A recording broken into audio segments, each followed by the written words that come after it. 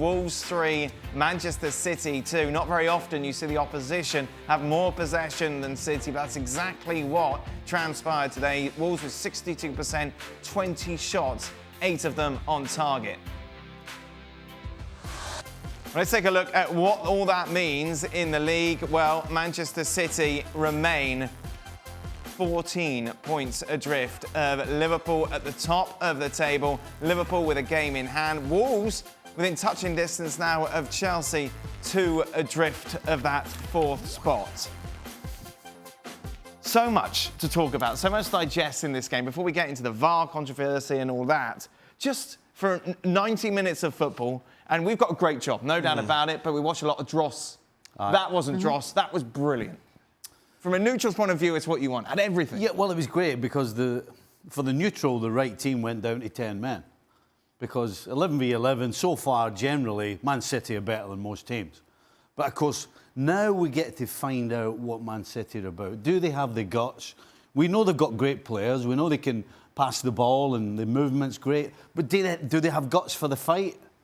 Well, I would say they've got guts for a fight because for long periods in this game, I wasn't quite sure that Wolves were going to break them down. Now, eventually, because of pressure and because of some bad defending, they end up losing 3 goals.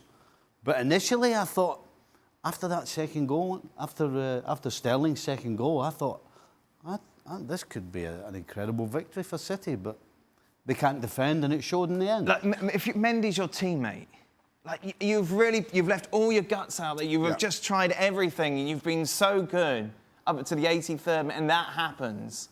Yeah, I mean that is as basic an error as you can make. In all honesty, as schoolboy an error as you can make, and rightly so. I think a lot of his teammates should be having a harsh word with him.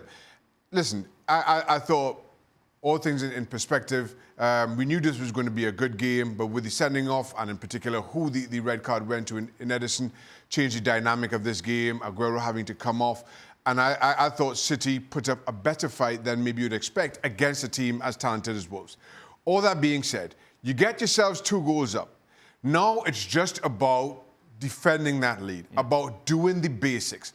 But Manchester City never change who they are or what they do. Continue to play the ball out to the back, at times you have your heart in your mouth, really not sure what's going to happen. And then Mendy, again, just playing into this is what we do regardless. It was ridiculous to take that chance where he did and when he did, and rightly got punished. I mean, where do you start and how do you finish chastising that? Jules, I read a comment earlier. Mendy's best position is on Twitter. Yeah, or in the dressing room. He's a bit of a joker in that dressing room. And he's been, I mean, let's be fair, he's been far from his best form, the one that we saw at Monaco when Monaco won the league, for example, and had that grand run in the Champions League, beating Man City on the way.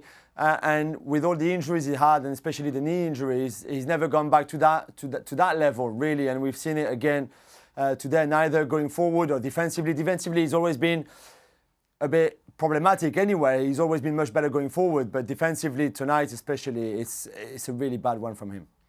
Let's talk about VAR, shall we? Because if you don't live in England or don't follow anyone in England, you don't quite get how much they hate VAR. But Mark Ogden summed it up quite nicely, saying VAR is basically football's version of the speed camera. Nobody likes it, but you can't argue with it just because it's right when you want it to be wrong. I like that. It's a fantastic analogy, and it's absolutely spot on. Yeah. Because VAR was right, wasn't it, today, with everything? Yes.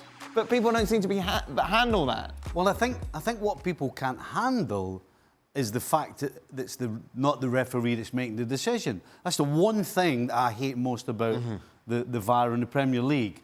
The guy in the middle, the referee, should be the one making the final decision. Everything that's going on around him should be there to help him, not to tell him what to do. And the fact that they don't go to the screen, I think, is a huge part of the reason why it annoys most people. But for the encroachment one, He didn't need to go to the screen. That's a yes or Right, no, isn't it? that's a yes or no. And the problem is people are like tweeting, "Oh, football is dead. No, the end of because football. This is horrible." Football has had a set of laws for quite some time, and some of them Quite some time. some of them very basic in terms of encroachment. That everybody's been happy when they've been broken, or everybody's been happy just when they've been flouted. It's not an excuse to say, well, people have always encroached into the box from penalty kicks, so therefore VAR should overlook that. It's not. Because referees haven't been able to police it as well or as effectively until now is not a reason to complain about VAR or for VAR not to do the same. I find it ridiculous to suggest as much.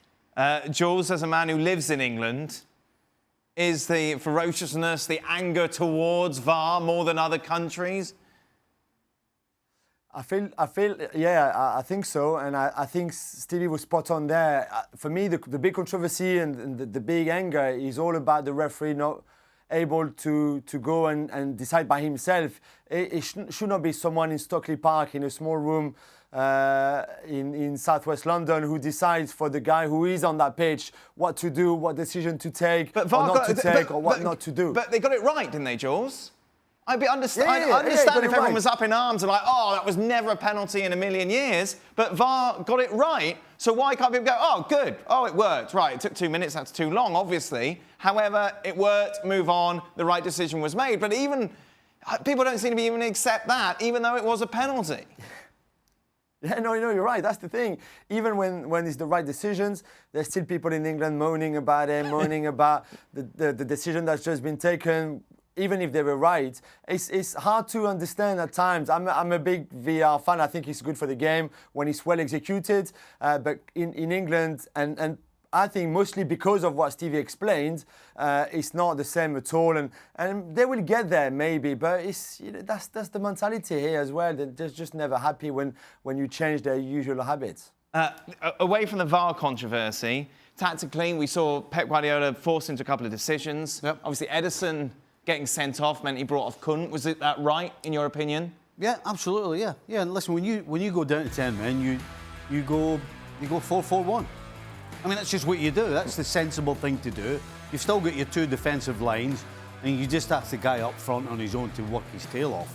So as far as that's concerned, I think he's absolutely spot on. The one thing that I actually... Not surprised is probably the wrong word. I've been going on about how I think City defensively are vulnerable. Right. But it was always to do with... It was actually what happened with the Edison sending off. When there's space behind them, your Fernandinhos and your Otamendis, I think that's where they've always been vulnerable. Because of the space in behind, they don't read it well, and they don't have the legs. But actually, the 2 goals that they lost at the end were because they couldn't defend in small spaces, which I didn't see that before. Right. You know, you've got Mendy making an absolute mess of it for Jimenez's goal, and of course you got Otamendi with the most stupid gamble diving in, and so they can't defend when there's space behind them, and they can't defend when they're nice and tight and there's no space around them. I mean, if Guardiola doesn't see that and doesn't do something about that in this transfer window, then I'll tell you what, it's a dereliction of duty is what it is. The thing is for me, Steve, tactically, and we keep the most basic or the first rule of defending when you're playing a high line is you have to get pressure on the ball, wherever it is on the park. Because otherwise, any free player at this level, without any kind of pressure, could just pick a ball over the top against anybody. Added to that, you have Otamendi, who there's no pressure on the ball. He gets drawn into the play with Jota, who just spins, and there's an acre of space in behind. That is just basic. And for me, I don't know who you point the finger at here. Is that down to Kun Aguero up front? Is that down to Pep Guardiola on the side in not making sure that there's pressure on the ball? Or is it just not down, or is it down to just the back four in anticipating and in reading that there's no pressure on the ball, so you have to drop off. So for a team who we've waxed lyrical about for so long, to be making that basic an error, around a system that they've played for all this time, I find bemusing. Despite what Gab says, City won't be winning the title this season. Leicester won't. Liverpool will obviously go on and win it now. When the facts change, your Well, the opinions facts may change, change. opinion change, alien abduction, all that malarkey. For City now, it's all about the Champions League. No doubt about that, Jules. We're kind of hanging our hat on the fact, well, Laporte's going to come back and everything will magically fix itself at the back. But that's just one position where you look at the other three defenders at the moment. There is no reason to believe this City team can go even against Real Madrid in the next round and get a result defensively because they look so vulnerable at the moment. Yeah, you're right. If you look at the back four, starting right back, Kyle Walker is all over the place on the Jota, on the Ederson red card and the Jota chance, for example, where he covers him. He's like 10 yards behind everybody else.